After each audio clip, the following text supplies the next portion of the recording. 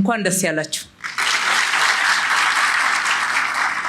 ዛሬ በከተማችን የተጀመረው ፈጣን የለውጥ እንቅስቃሴ ውጤት የሆነውን እጅግ በጣም ዘመናዊ ከመሬት በታች በልቀት የተሰራ 4 የመኪና ፓርኪንግ ፕላዛዎች፣ ሱቆች፣ ካፍቴሪያዎች ሰፋፊ የሥራ ዕድልን የሚፈጥሩ አኗኗራችንን በክብር እንዲሆን የሚያደርጉ ስራን፣ ሰዓትን፣ አጠቃቀምን አጠቃላይ የሚያቀላጥፉና የትራንስፖርት ዘርፉን አገልግሎት የሚያሳልጡ ፕሮጀክቶች ነው የመረቅነው። ከጎተራ መኪና ፓርኪንግ እና ተርሚናል ተነስተን የቦሌን ጨምረን ከቦሌ ደግሞ ወደ የካ ሄደን ከየካ አሁን ቀበና ላይ ተገናኝተናልና በአንድ ጊዜ እንደዚህ አይነት ፕሮጀክቶችን ስንመርቅ ትርጉማቸው እጅግ በጣም ብዙ ነው።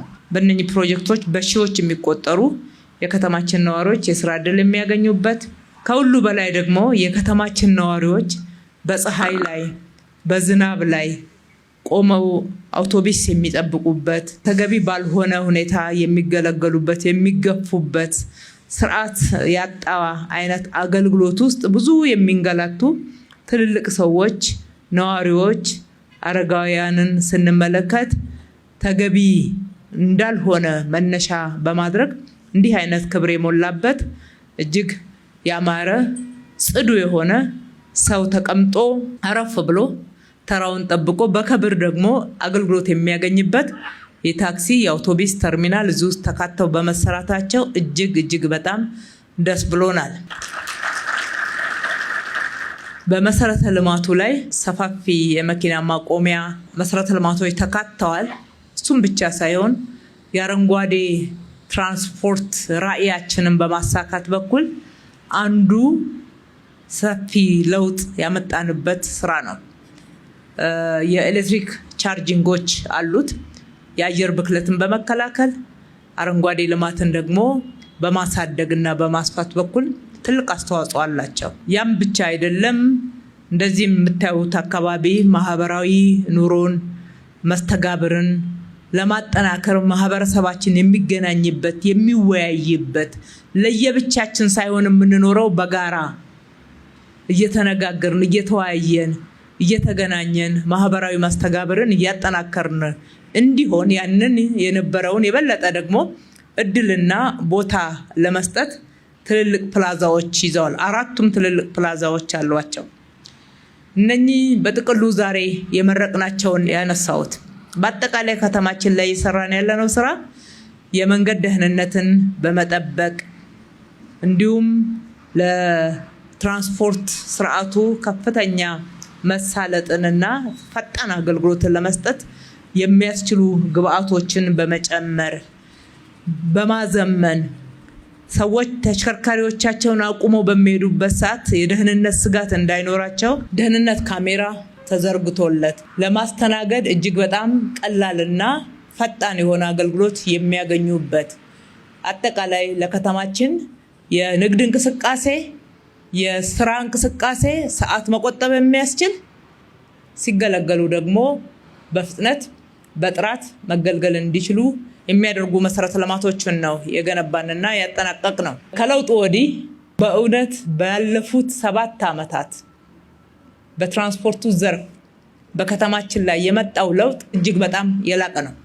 ብዙ ያልተነገረለት ለውጡ ግን ብሬክ ስሩ ወይም ደግሞ እጅግ በጣም መሰረታዊ ሊባል የሚችል ነው።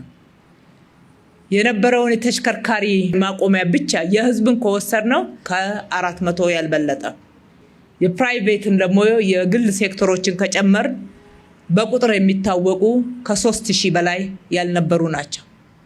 ዛሬ ከ180,000 በላይ ደርሰናል ማለት ከዚህ በላይ የታሪክ ጥፋት ወይም ደግሞ እጅግ በጣም መሰረታዊ ለውጥ የምንልበት የለም። ይሄ ተርሚናልን ጨምሮ ነው። ትኩረት ያገኘ ዘርፍ አልነበረም። እውነቱን ለመናገር ስለ ትራንስፖርት ብዙ ይነገራል። በተጨባጭ ደግሞ መሬት ላይ በሚሰሩ ስራዎች በሚመደበው በጀት በሚመደበው መሬት ጭምር በሚሰጠው መሬት ጭምር ስናይ ትኩረት ያገኘ ዘርፍ አልነበረም። ግን ለሌሎች ስራዎቻችን እጅግ በጣም ወሳኝ ዘርፍ ነው። መንገዶቻችን ለተሽከርካሪ፣ ለሰው፣ ለእግረኛም፣ ለፓርኪንግም ለንግድም ጭምር ያገለግሉ እንደነበረ የቅርብ ጊዜ ትውስታ ነው። አሁንም አንዳንድ ሰፈር ገና እንደዛ ነውና መድረስ ይገባናል። እነኚህ ናቸው ለውጦቹን ስንደምር ስናይ በሰው ህይወት ላይ በሰው አኗኗር ላይ እጅግ በጣም ትልቅ ለውጥ የሚያመጡ የንግድ እንቅስቃሴው የተፈጠረው የስራ ዕድል በሰፊው የከተማችን ነዋሪዎች ተጠቃሚ ያደረገ እስካሁን ድረስ በፈጠርናቸው በፓርኪንግ ስራ ብቻ ከ20,000 በላይ ወጣቶችን አሰማርተናል። ለዛውም ዘመናዊ ፓርኪንግ አገልግሎት እየሰጠን ብዙ ነገር በቴክኖሎጂ እያደረግነው ስላለን ነው። በተጨማሪ በእነኚህ ፓርኪንግ ቦታዎች ላይ በሰራናቸው ሱቆች፣ ካፍቴሪያዎች፣ ፕላዛዎች የዚህኑ አክል የስራ ዕድል ተፈጥሯል። በተጨማሪ ሰዎች ይገናኛሉ፣ ይነጋገራሉ፣ ማህበራዊ መስተጋበራቸውን ደግሞ ያጠናክሩበታል፣ በክብር አገልግሎት ያገኙበታል። ከተማችንን ተወዳዳሪ ሌሎች ሀገሮች ላይ እያየን እንደዚህ ጽድት ያሉ ለሰው ክብር የሚመጥኑ ተገቢ የሆኑ መሰረተ ልማቶችን ስንመለከት ለሀገራችን እንመኝ ነበር። ይኸው ተከናውኗልና ፈጣሪ የተመሰገነ ይሁን። እነኚህን ሰርተናል ማለት የአዲስ አበባን የትራንስፖርት ፍላጎት፣ የመኪና ማቆሚያ ፍላጎት፣ የተርሚናል፣ የታክሲ እንዲሁም እንደዚህ አይነት ሰፋፊ ሰዎች የሚገናኙበት ቦታዎችን በመስራት ሁሉንም አካባቢ አዳርሰናል ማለት አይደለም። አዲስ አበባ ከዚህ በላይ ይገባታል። ገና ብዙ ሰፈሮች መድረስ መቻል አለብን። እንደዚህ አይነት መሰረተ ልማቶች ከመሃል ወደ ዳር ጭምር ወጣ እያሉ እየሰፉ መሄድ ያለባቸው። ትራንስፖርት እንቅስቃሴ የሌለበት ሰፈር የለማ። ስራ ዕድል የማይፈለግበት ወይም ደግሞ እንደዚህ አይነት ማህበራዊ መስተጋብርን ለማጠናከር የሚገባው ማህበረሰብ የሌለበት ሰፈር የለም። ወደየሰፈሩ ነው የምንገባው። ቀጥለን ወደየሰፈሩ ወደየአካባቢው እንደዚህ አይነት መሰረተ ልማቶችን ይዘን እንገባለን። የምንሰራው ከልብ ነው። ከልብ ህዝባችንን ለማገልገል ቃላችንን በተግባር እየፈጸም የተናገርነውን 1 2 3 4 ብለን ለህዝባችን በተጨባጭ እያቀረብን ነው የምንሰራው። አሁንም እንሰራለን ስንል እንደከዚሁ ቀደሙ ተጨባጭ ስራዎች ሰርተን ህዝባችን ተጠቃሚ የምናደርግበት እንጂ ምንም ለህዝባችን የምናቀርበው ባዶ ፕሮፓጋንዳ የለም ማለት ነው። ስለዚህ የሰራችሁት በዚህ ውስጥ የተሳተፋችሁት፣ ያቀናጃችሁት፣ ያስተባበራችሁት የዲዛይንና ግንባታ ቢሮ ኃላፊዎች፣ ሰራተኞች፣ የትራንስፖርት ሴክተሩ ያላችሁ አመራሮች፣ የክፍለ ከተማ አመራሮች፣ ኮንትራክተሮች፣ አማካሪዎች ከተማችሁን ነው ያለማችሁት። የሚጠበቅባችሁን ኃላፊነት ነው የተወጣችሁት። በሚገባ ግን በሚጠበቅባችሁ ልክ ስለተወጣችሁ ከልብ ማመስገን ወዳለሁ። ከዚህ በላይ እንደሚጠበቅና ተጨማሪ ሰፋፊ እቅዶችን ይዘን መሮጥ እንደሚገባን ደግሞ ቀጣይ የቤት ስራችሁን አሁን ከሰራነው በላይ መስራት ይገባናል ብላችሁ እንድትይዙ በዚሁ አደራ ማለት ወዳለሁኝ። የአካባቢው ነዋሪዎች የእናንተ ነው። የተሰራውም ከእናንተ በተሰበሰበ ግብር ነው። እኛ ለእናንተ የገባነውን ቃል ኪዳን ወይም ደግሞ ያለብንን ኃላፊነትን ነው የተገበርነው።